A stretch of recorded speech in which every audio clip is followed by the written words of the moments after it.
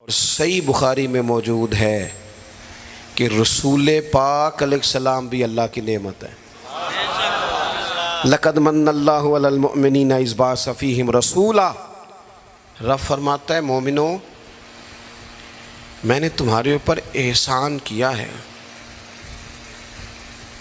तुम्हें अपना रसूल अता फरमाया है। मैं नहीं करता कोई तफसीर इस आयत की, मैं किसी मुफस्सिर का कौल आपके सामने नहीं रखता। खुदारा मेरी मिल्लत के जवानों, ये कुरान मजीद की आयत मुहकम है, कोई मुतशाबिहात में से नहीं है, मुहकम है, वाज़ेह है। पूरे मिलाद शरीफ में पूरे हुजूर अलैहिस्सलाम की मोहब्बत के उन्वान में, नबी पाक की सीरत के उन्वान में, ग़ुलामी के उन्वान में, तज़किरों के उन्वान में, हुजूर की नातों के उन्वान में, हुजूर की सुन्नत शरीयत पर अमल करने के उन्वान में एक बात, सिर्फ एक, कि कायनात का पैदा करने वाला रब कहता है ये रसूल तुम पर मेरा एहसान है। अल्लाह कहता है ये मेरा एहसान है, ये मेरा एहसान है। दोस्तों, अगर हम थोड़ा सा देखो ना, मैंने ज़िंदगी में वो लोग देखे हैं जो ना नेमतों के छिन जाने से खौफ में रहते हैं, आजमाइश का शिकार रहते हैं, डरे डरे सहमे सहमे रहते हैं कि यार बड़ा फजल है खुदा का, कहीं कुछ चीज़ छिन ना जाए। यानी किसी बीमार को देख के जब कोई आदमी कांपता है, लरजता है उसका वजूद, तो माना क्या होता है, कहीं मेरी सेहत भी ना चली जाए। जब कोई दुनिया से रुखसत होता है तो लोग ज़िंदगी की नेमत को सोचकर खौफ खाते हैं। खुदा न खास्ता किसी का अजीज़ बिछड़ जाए तो लोग अपनों को याद कर कर के रोते हैं। नेमतों के बारे में कुछ लोग बड़े शदीद हसास हो जाते हैं, कहीं चली ना जाए, कहीं चली ना जाए। ये जो सहाबा हर वक्त हुजूर की नाराज़गी से डरते थे ना, हर वक्त हुजूर की नाराज़गी से ज़रा सांस भी ऊंचा नहीं लेते थे। यानी उस बारगाह में वो बैठते थे ना, तो यूं बैठते थे सरों पे परिंदे बैठे हैं। वो घंटों बैठे रहते थे दरवाजे पर करीम के दरवाजे पर दस्तक नहीं देते थे। वो इस नेमत के मामले में हसास थे। उनको पता था कि वो दो आलम की रहमत थे, वो जहाँ चाहते वहीं रहते। ये तो उनकी मेहरबानी है कि ये आलम पसंद आया, ये तो मेहरबानी। दोस्तों, हम अगर हुजूर इतनी बड़ी नेमत हमारे लिए बन के आए, अगर हमें कभी इसका एहसास नसीब हो जाए ना, एहसास। इब्नुल क़य्यम एक जगह पे कहते हैं कि अगर हुजूर ना आते तो लोगों ने एक दूसरे का गोश्त काट के खाना था। दुनिया जिस डगर पे चली गई थी ना, कितना कुछ सख्त होगा वो शख्स जो बेटी को पहले मारता ही नहीं। एक है मार के दफन कर देना, किसी को मार के दफन करना, इसमें फिर भी थोड़ी और बात है, लेकिन जिंदा बेटी को यानी जिंदा बेटी को, मेरी एक बेटी है, सारे घर वाले कोई बात कहें तो मैं टाल सकता हूँ। उनकी माँ कभी कभी कहती है कि पता लगेगा ना जो धी दी गल मोड़ोगे। तो मैंने कोई PhD तो नहीं की और बेटियों के हकूक़ पे, मैं कोई उस पर MPhil का मकाला तो नहीं लेके आया, मैंने कोई रिसर्च तो नहीं की कि बेटी से प्यार करना चाहिए, मैं कोई ढूंढ के तो नहीं लाया कि मैंने कोई देखा तो नहीं कलेजा फाड़ के कि बेटी के दिल में मेरे लिए प्यार कितना, ये देखा तो नहीं। लेकिन ये इतना प्यार कहाँ से आया, इतनी मोहब्बत कैसे तबीयत के अंदर आ गई, इतना ज़ौक़ कैसे आया। ये जो बेटी के जाने का, हालांकि बेटी ने जाना होता है, ये बेटी के जाने का तसव्वुर करके लोग रो पड़ते हैं। ये जो ज़िंदगी लगा देते हैं कि मेरी बेटी खुशहाल रहे, इसके घर में रौनक रहे, इसकी तरफ से ठंडी हवा आए, तो ये वही लोग हैं, ये वही इंसान हैं, ये वही ज़मीन है जिस ज़मीन पर लोग बेटी को मारते भी नहीं थे, ज़िंदा बच्ची पैदा होने वाली गड़ा खोद के उसमें रख के मिट्टी डाल देते थे, ज़िंदा बेटियां दफन कर देते थे। रब कहता मैंने एहसान किया तुम पे, मैंने एहसान किया। क्या? मैंने तुम्हें अपना रसूल दिया। लक़द मन्नल्लाहु अलल मुअमिनीना इज़ बअस फ़ीहिम रसूला। मैंने तुम्हें रसूल दिया, उस रसूल ने ना तुम्हें करके दिखाया कि बेटी के साथ क्या करना है। जब भी सैयदा फातिमा आई हुजूर उठ के खड़े हो गए, बेटी का माथा चूमा, अपनी जगह पे बिठाया, एजाज दिया, करम किया। किसी काफर की बेटी भी आ गई तो रसूल करीम ने चादर उतार के बेटी के सर को ढांप दिया। रसूल पाक के घर में बहन आ गई, रज़ाई बहन, तो महबूब ने सारी अज़वाज से कहा जो जो तुम्हारे घरों में इकट्ठा करके ले आओ, जो जो है लाओ सारा इकट्ठा करके, इसलिए कि मेरी बहन आई है। फिर मेरे करीब ने फरमाया अगर तू कहे तो तेरे लिए मदीने में घर ना बना दूँ, तो यहीं रह जाना, यहीं रह जा। तो हज़रत शीमा अर्ज़ करने लगी नहीं हुजूर मैंने वापस जाना है। फरमाया जाओ। अर्ज़ करने लगी बड़ी सख्त जंग करके मेरे कबीले को गिरफ़्तार किया गया है, सख्त जंगजू हैं, उन्होंने बड़ी लड़ाई की है, बड़ी मुखालफत की है दीन की, लेकिन हुजूर अगर मैं कहूँगी मैं आपकी रज़ाई बहन हूँ, मैं अगर कहूँगी तो मेरा सारा कबीला छोड़ देंगे। हुजूर ने फरमाया तू कह मैं अभी छोड़ देता हूँ। छोड़ दिया तेरा सारा। ये कहाँ से आई लताफतें, ये हुस्न, ये तवानाई, ये शौक़। मालिक कहता है तुम नहीं बदल सकते थे, ये मैंने एहसान किया, मैंने तुम्हें अपना रसूल अता फरमाया, तुम्हें मैंने अपना नबी दिया, उसने तुम्हारा तज़किया कर दिया, तुम्हारा बातन धो डाला, मैल कुचैल उतर गए।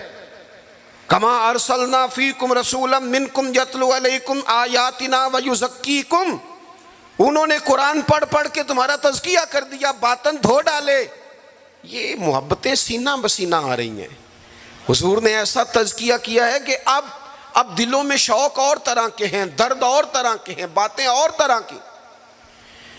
ग़ुलाम बड़ा मुश्किल काम है, ग़ुलाम बनना। यहाँ तो मुलाजमत मुश्किल है, जिसके साथ आपने बाकायदा कमिटमेंट की होती है ना, सुबह 8 बजे से 4 बजे तक की, और आपकी चीज़ें तय होती हैं, वहाँ भी ड्यूटी करना बड़ा लोग मुश्किल कर देते हैं। बाज़ अफसरान की अखलाकी पोजीशन इल्ला माशाल्लाह इस तरह के बड़े बड़े अच्छे भी होते हैं, लेकिन बाज़ की इस तरह की होती है कि बंदा घुटन का शिकार हो जाता है कि जाऊँ कहाँ। ये तो है सिर्फ, और आप उसमें बिल्कुल आज़ाद होते हैं, सवेरे फारिग हो जाए, नहीं आता मैं ये मेरा रिज़ाइन रखो, आप फारिग हैं। लेकिन जब लोग ग़ुलाम बनते थे, ग़ुलाम उन्हें ख़रीद लिया जाता था और ग़ुलामों को मारा जाता था तो कोई उनका दर्द महसूस नहीं करता था, वो काट डाला जाता था तो कोई दर्द महसूस नहीं करता था। दुर्रे लेकर जितने दिल करता का मारता को पूछने वाला नहीं था। ये देखो ना हालात बदल गए। सैलाब तो आया यहाँ से 5 घंटे के फासले पर, लेकिन यहाँ मैंने लोगों को रोते देखा, आंखों में आंसू देखे। बेटियों को कहा, बेटियां कहने लगी हमारे जहेज़ का सामान ले जाओ, दे दो सैलाब वालों। माएँ कहने लगी कि ये बालियां किस काम की हैं, अगर हुजूर की उम्मत के काम ना आई, ले लो, मैंने खैरात की। तड़प गए लोग, वो परदेश काटने वाले ओवरसीज़ पाकिस्तानी, वहाँ बैठकर उन्होंने कहा हमारी रुकूम लो, तकसीम करो इन लोगों के बीच। ये दर्द कहाँ से आया? रब कहता है मैंने एहसान किया है, तुम्हें रसूल अता फरमाया, ये मैंने एहसान किया है, तुम्हारे बातन फेर दिए। कितनी को नेकियां कर सकते हैं हम। हमें तो सोना भी, हमें तो खाना भी, हमें तो सफ़र भी करना, हमें तो गपशप भी लगानी। और पिछली उम्मतों की उम्रें कितनी हुई? 300 साल, 400 साल, 500 साल, 900 साल। कैसे करते नेकियां, किस तरह पहुँचते। और फिर कमाल देखो, उम्रें थोड़ी और कुन तुम खैरा उम्मतिन, मिल गई उन सब की इमामत इस उम्मत को। मसलन ये थोड़ी देर देखो ना, कुछ चीज़ें ऐसी होती हैं जिनसे ज़रा 1 मिनट के लिए अपने आप को अकेले करके भी देखना चाहिए। अपने, वो किसी ने कहा था बना है शाह का मसाहिब तो फिरे है इतराता, वगरना शहर में गालब की आबरू क्या है, इसके पल्ले क्या है, इसे पता तो है। जो तो बना है शाह का गालिब तो फिरे है इतराता। और दरवेश ने तर्जुमा ये किया है कि मैं गलियां दा रूड़ा कूड़ा, मैं गलियां दा, ओए होए, रूड़ा कूड़ा देखा है कभी किसी ने पलट? ये रूड़ा कूड़ा उन्होंने कह दिया, कभी इस पर गौर करो, बदबू आती है। लोग की नया जूता पहन के भी उस पर चलना पसंद नहीं करते। रूड़ा कूड़ा जो हुआ, रूड़ा कूड़ा जो हुआ। लेकिन वो उन्होंने अपने आप को तशबीह किससे दी, कहने लगे वो मैं ते गलियां दा रूड़ा कूड़ा, ये ते मैनू महल चढ़ाया है साइयां। ये तो नज़रे करम हो गई, मुख्तसर सी मेरी कहानी है, ये जो भी है आपकी मेहरबानी है। ये तो करम है हुजूर का। हम कितनी को नेकियां कर सकते थे भला, कितनी को मुशक्कत। और वैसे भी जिस तरह की हमारी तबीयतें, यानी सारा साल जो लोग आराम सुकून से नादरा के दफ्तर भी 2 घंटे खड़े रहते हैं, पासपोर्ट के दफ्तर में भी 2 घंटे खड़े रह सकते हैं, जो इमिग्रेशन के लिए एयरपोर्टों पे भी 1.5 घंटा इंतज़ार कर लेते हैं, वो 1 घंटा तरावियों में खड़े नहीं होते। वो कहते हैं ये मुश्किल काम है। सारे काम करा लें आप, सारे करा लें, लेकिन अगर आप किसी से कहें ना यार आज मेहरबानी करा मेरे साथ एक सपारा पढ़, ये मुश्किल होता है। इल्ला माशाअल्लाह हमने कितनी को नेकियां करनी। रब कहता है मैंने एहसान कर दिया, तुम्हें रसूल दिए, मैंने तुम्हें रसूल दिए। तुम नेकी का सोच लेना मुखलिस हो के। हम सोच भी लें तो हमें सवाब मिल जाता है, और अगर कर लें तो फिर एक करते हैं तो 10 का अजर मिलता है। यानी कुछ नेकियां ऐसी हैं जो की नहीं, सिर्फ सोची थी, इरादा किया था, मौका नहीं मिला, सिर्फ इरादा किया था। क़यामत के दिन उनका अजर मिलेगा, ढेरों सवाब मिलेगा, नामा या माल में दर्ज होंगी। किसकी वजह से? रब कहता मैंने तुम्हारे ऊपर एहसान किया है, मैंने तुम्हें रसूल अता फरमाया। मैंने कुछ हदीसें ऐसी हैं जो अगर कभी हमें समझ में आ जाए ना, तो कम से कम इतना ज़रूर हो कि ज़मीन के ऊपर ऊपर कदम रखने शुरू कर दें हम लोग कि यार ये एजाज़ हमारा ही है, ये शान हमारी है। या रसूल अल्लाह सल्लल्लाहु ताला अलैहि वसल्लम क़यामत में आपको कहाँ ढूंढें? आपकी तवज्जो है मेरी बात पर? अच्छा मैं दुआ मांगने लगा हूँ, आपने आमीन कहनी है। अल्लाह करे कभी कभी आप मोबाइल जेब में भी डाला करें, आमीन तो कह दें। लो मैं दुआ मंगी है, तुसी मुस्कुराना शुरू करता है। अल्लाह करे कभी कभी कोई एक दिन ऐसा भी आए जिस दिन कोई बंदा कोई फ़ोटो ना खींचे, आमीन तो कह दें। अल्लाह करे कभी कभी ना हम इससे जान भी छुड़ाएं को आधे घंटे के लिए, कोई और भी काम कर लें, आमीन तो कह दें। अल्लाह ताला आपको खुश रखे। ये नफ्सियाती मसला ना बनाएं इसको। ये नफ्सियात ज़रूरत की हद तक तो चीज़ें ठीक होती हैं, नफ्सियात पे नहीं तारी करनी चाहिए। आप गौर करेंगे, बस मैं थोड़ी देर में बात ख़त्म करूँगा। देखो नबी करीम सल्लल्लाहु ताला अलैहि वसल्लम की बरकत से हमें एजाज़ का मिला। कुछ चीज़ें ऐसी हैं जो कभी सोचता है ना इंसान तो बड़ा ऊपर चला जाता है। हुजूर फरमाते हैं क़यामत के दिन ना कुछ लोग होंगे मेरी उम्मत के, जिन्हें देख के नबी और रसूल रश्क करेंगे, उनके चेहरे नूर से रोशन होंगे, वो नूर के मिंबरों पे बिठाए जाएंगे। लोग पूछेंगे ये कौन है, तो उन्हें कहा जाएगा ये रसूल करीम की उम्मत के लोग हैं। और फिर हुजूर ने साथ आयत पढ़ी, आयत अला इन्ना औलिया अल्लाहि ला खौफुन अलैहिम वला हुम यहज़नून। बाइसे फ़ख्र लोग हैं ये, बाइसे फ़ख्र। तो इबादतें तो पहले ये उम्मतों के वलियों की ज़्यादा हैं। रश्क इन पर क्यों हो रहा है? वो इसलिए कि रब कहता है मैंने एहसान किया है तुम्हें रसूल अता फरमाया, मैंने एहसान किया है तुम्हें रसूल। अब मुझे बताएं, हर नेमत का शुक्र अदा करना है, और ये जो नेमत अल्लाह ने हमें दी है, नबी पाक का ग़ुलाम बनाया है। अच्छा मैं आपसे ना किसी की बात नहीं करता, एक मिसाल मैं आपको ज़ाती देता हूँ। मैं आज ही सोच रहा था, मुझे ना बहुत सारे लोगों ने देखा होता है कैमरे की आंख से, किसी ने यूट्यूब पे देख लिया, टीवी पे देख लिया, किसी और जगह देख लिया। तो इंसान का ना एक मिजाज होता है कि जिस चीज़ को वो कभी किसी दीवार के पर्दे के पीछे देखता रहा है, वो अचानक सामने आ जाए तो कई दफ़ा बंदा परेशान भी हो जाता है। नहीं होता?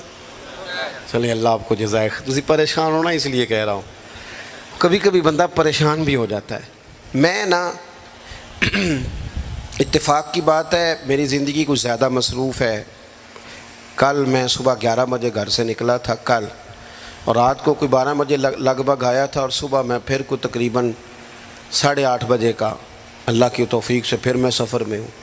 और इसी तरह की ज़िंदगी है। तो फिर भी बाज़ लोग कहते हैं आप टाइम दें, तो अब टाइम जितना होना है उतना ही देना है ना, सारा दिन ही टाइम पे हैं। लेकिन वो मुश्किल। अब एक दोस्त ऐसे थे जो मुझे ना कुछ 3-4 साल से कह रहे थे टाइम दे दें, टाइम दे दें, और वो टाइम लेना चाह रहे थे। अपने उनके वालिद जो थे वो थोड़े से माजूर थे, तो कह रहे अब्बा जी की बड़ी ख्वाहिश है, तो किसी वजह से टाइम बनता नहीं था। साल 2-3 गुजर गए।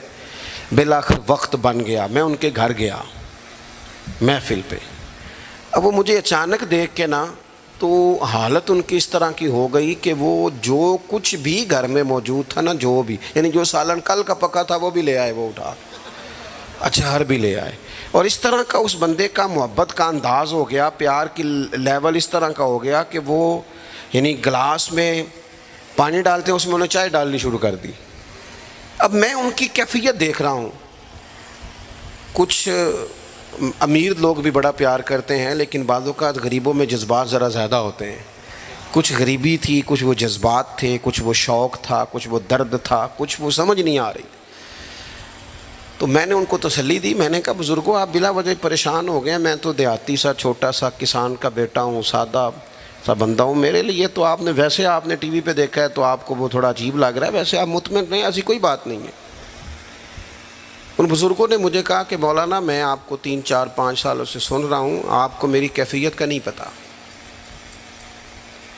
मेरे पास कोई भी चीज़ होती तो आज बेच देता, और जितनी भी अच्छी आपकी दावत हो सकती थी वो मैं करता।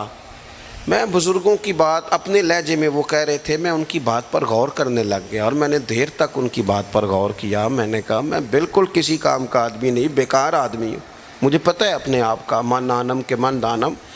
तो मेरे लिए अगर किसी बंदे के ये जज्बात है एक बेकार आदमी के लिए, तो फिर मदीने वाले महबूब के मिलाद के लिए हमारे क्या जज्बात होने चाहिए।